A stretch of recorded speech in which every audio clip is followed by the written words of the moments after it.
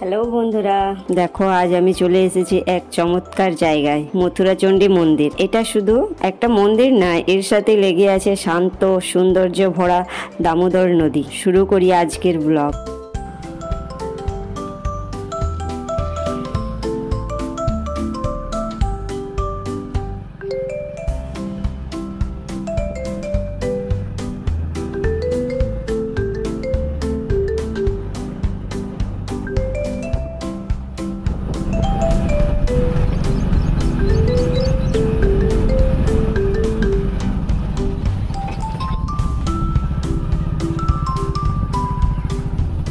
এই যে আপনারা দেখছেন, এটাই হলো মথুরাচণ্ডী মন্দিরের গেট। এই মন্দিরে দেবী মথুরাচণ্ডীকে ঘিরে বহু লোককথা ও বিশ্বাস রয়েছে। স্থানীয় মানুষদের কাছে এটি খুবই পূজনীয় স্থান। মন্দিরের পরিবেশ একদমই শান্ত ও আধ্যাত্মিক। প্রাচীন স্থাপত্য, চারপাশে স্নিগ্ধতা, সব মিলিয়ে একেবারে মন শান্ত হয়ে যায়।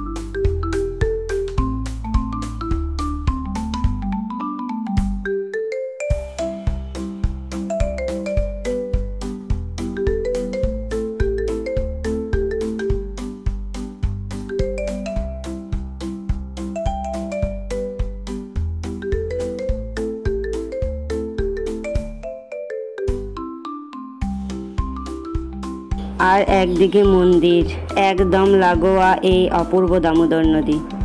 এখন আমরা মন্দিরের সিঁড়ি দিয়ে নামছি নদীর দিকে। প্রথমে চলুন ঘুরে আসি নদীর দিকে। এই নদী শুধু প্রকৃতির এক দান না, স্থানীয় মানুষদের জীবনের সাথেও তৎপ্রতভাবে জড়িত।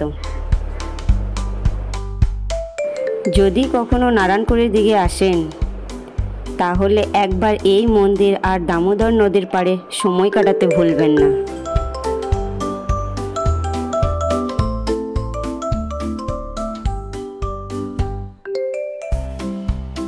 নদীর বালিতে চলতে যে কি মজা, সেটা আপনি নিজে না এলে বুঝবেন না, কিন্তু এই দৃশ্য দেখে অনুভব করতে পারছো এই মনোহর দৃশ্য।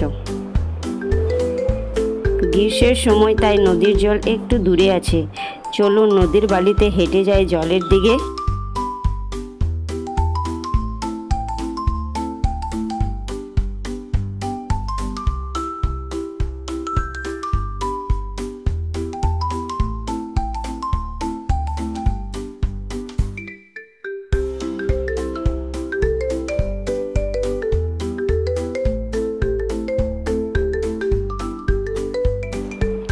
এখন আমরা নদীর জলের সামনে চলে এসেছি। এত দূর এসে নদীতে না নেমে পারলাম না,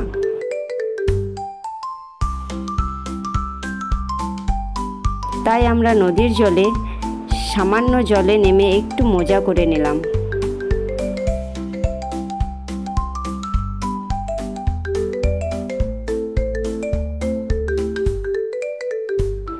এবার চলুন আমরা যাই আবার বালির ওপর দিয়ে মন্দিরের দিকে। এই দেখুন মন্দিরের চারিপাশ কেমন গাছ দিয়ে ঢাকা, কি মিষ্টি পরিবেশ।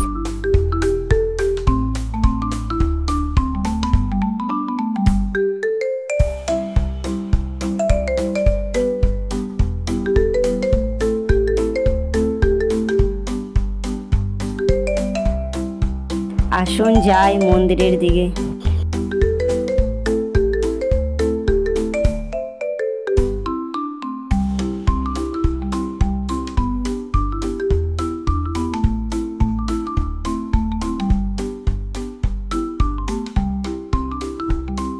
এই দেখুন কি অপূর্ব সুন্দর এই মন্দির, দুই পাশে গাছ, মাঝে মন্দির।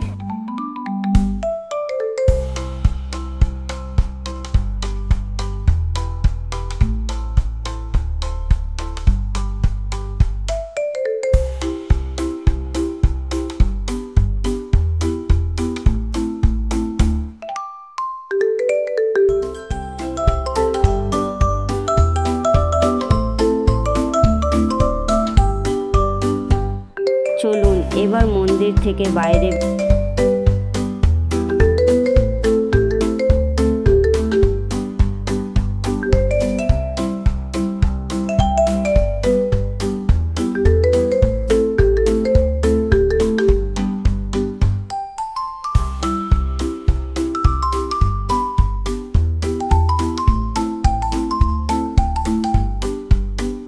এটি মন্দিরের আশ্রম। আজ আর ভেতরে যাচ্ছি না, তোমরা নিজে এসে আশ্রমটা দেখে যাবে। ব্লগ ভালো লাগলে অবশ্যই লাইক, কমেন্ট আর সাবস্ক্রাইব করতে ভুলবেন না।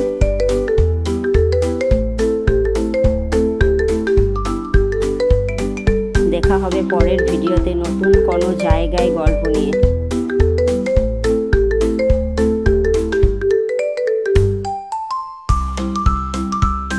ততদিন পর্যন্ত সুস্থ থাকুন, ভালো থাকুন।